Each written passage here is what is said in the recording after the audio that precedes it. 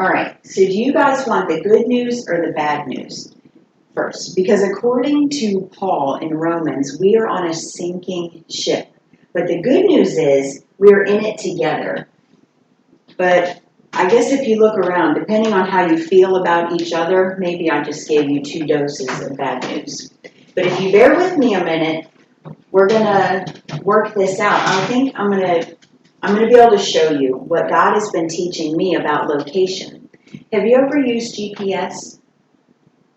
All right, it's pretty cool when it works, and it can help you figure out where you're going, where you are. But when it's not working, you can end up getting lost and feeling very disoriented. Then it's no longer helpful.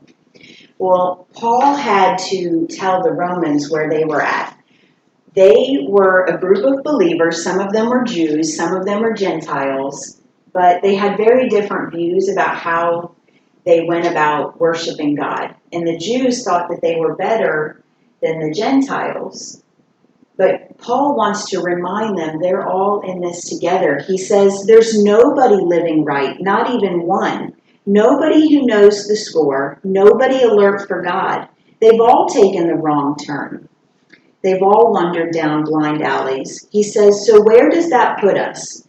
Do we Jews get a better break than the others? Not really. Basically, all of us, whether insiders or outsiders, start out in identical conditions, which is to say, we all start out as sinners.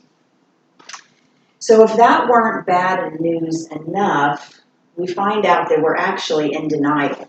So first we're in a sinking ship. That's not good news. Now we're in denial about our actual condition. A couple of years ago, Dad and I went to Belvedere Plantation to do the corn maze. We had done corn mazes before. We were pretty confident that we could make our way through. We are good at navigating. We're pretty good with the sense of direction, and we don't use flashlights. We use our eyes and use our night vision. So we were walking all about this. We had seen the picture of what the maze should look like, and we thought that we could figure out our way through it. And we snaked our way through all the different parts, we thought. But we were remembering the picture of the map and realized there were parts of the maze we couldn't get to. And we thought maybe that was why we couldn't figure our way out. But at one point, we discovered an area we hadn't been before. And we thought maybe this is the way out. So we're walking and we're going through the maze. And we walk out. We walk through this arch. And we are so confident, we thought, we did it. And we turn around, and we look, and we realize that we had actually come through a secondary entrance. We weren't at the exit at all. So we had to walk back in and realize that we were just like everybody else inside. They were all lost, whether they were using flashlights or not, or running around crazy. They were lost, and so were we. And that was tough for us to admit. But the Bible tells us that in Ecclesiastes, indeed, there's no one on earth who is righteous, no one who does what is right and never sins. I like how the Message version puts it. It says that there's not one totally good person on earth. Scripture also tells us that nobody, again and again, he says nobody, wrong. They make wrong turns. No one's living right. But we think that we're doing better than the other people around us. I think I'm ready for some good news.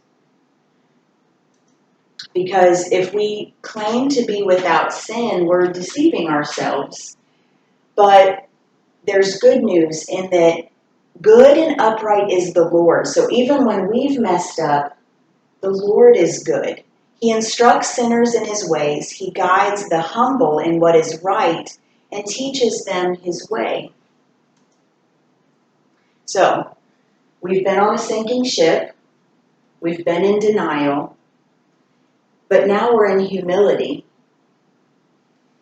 And when we stand in humility, we're able to realize that the other people around us are just like us. I'd love to say that when Dad and I walked back through the entrance of the corn maze, that we rounded everybody up and said, we know the way out.